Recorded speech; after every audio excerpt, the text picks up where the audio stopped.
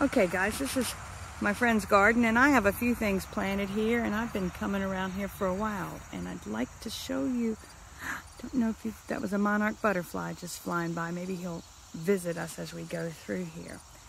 This is Joe's garden. This is where the main vegetable plot is, and it's got fence around it for deer.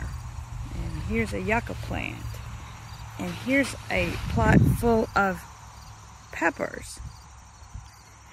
And here is a plot full of sweet potatoes. For instance, if this sweet potato plot were your collection site, you could keep track of how quickly the vines cover the entire plot, and keep track of the days or the temperature or the precipitation, whatever you find interesting. Probably on your data table, you put all those things in case you needed some more information when you get done. You think, oh, why did they tend to grow a whole lot on September 15th? And then you might look and go, oh, well, we had a whole lot of rain on September the 10th, and then the temperature was high, and so we got a lot more growth.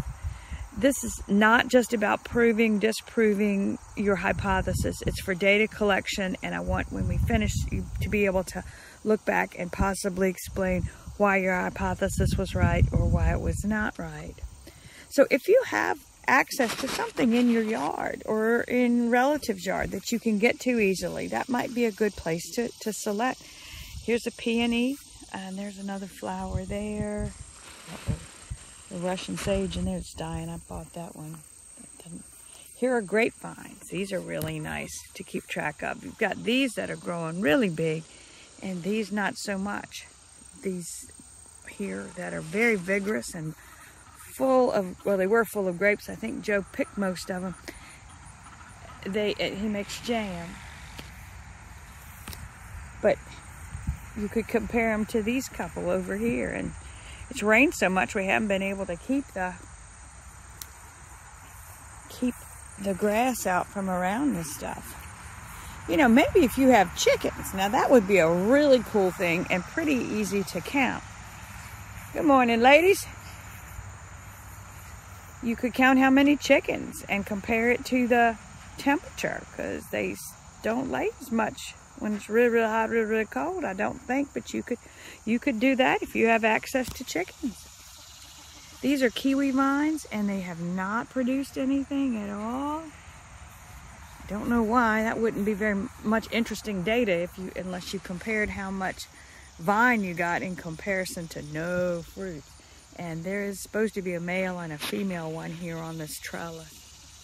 And that's a plant that does have a male and female variety. There's not a lot of those. Generally, the plants have a female sex organ and male sex organs, both in their flowers. If they're angiosperms, and if they're gymnosperms, it'll be in the cone. And here's a very vigorous rose bush. I planted her, and I think it's going to take over the world. Here's a little pollinator. Can you see him? Little tiny dragonfly. He's trying to stay a little way ahead of me. Can you see him? Right down there? Hope so. Okay, this is a fig tree, and I love these things. I didn't even eat them until, well, this summer. My grandmother always talked about them. Both grandmothers did, and I didn't eat them. I was a kid, and I didn't eat them. But they're really neat. See, this is how they start off. That little green thing, you see. And then they ripen up. They begin to get a little color on them. And you just eat the whole thing. It's just like, you know, nature's candy right out here. Now, I'm going to pause this and walk over to my little plot, which is a mess due to the hurricane. Oh my gracious. Let's take a look here while we're right here. Look what we got. See, we got a bunch of raspberries here, and they're ready to be picked. And I know Joe is ready to make some more jam, so I'm not going to pick these and have any for my breakfast, although it's quite a temptation. I'll let him know that some are ready. All right, so here we go. Here is my plot. A couple of years ago, I encouraged Joe to start to plant. Here's strawberries. I encouraged him to start to plant some sunflowers, and he didn't want to plant because you can't eat them. Well, you can't eat the seeds, but he wasn't convinced until he found out from one of his friends that the seed heads can be used to feed the chickens. So if I had been, as far as your data collection goes, if I had been observing this spot, which looks kind of bad, real bad right now, I don't know if I'd have to abandon my data collection or what, but I certainly would have to change, because these sunflowers were standing up straight. They were taller than those locust poles, and the hurricane came through here the other day, and you've probably seen some of it on the news. We're very, very close to where it got just beat to pieces. The homes and the Good Luck Winery over there on the edge of Kilmarnock. We didn't get hit here directly, but all the sunflowers came down, and I came over and picked a bunch and took them somewhere.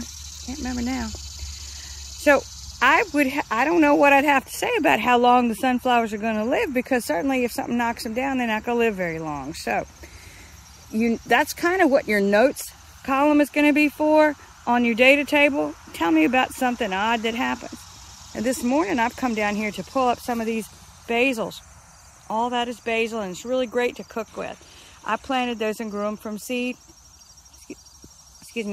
intending to transplant them over to where my camper is.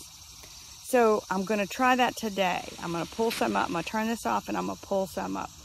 So think about really looking at a place. It doesn't have to be a great big place. It can just be one little place.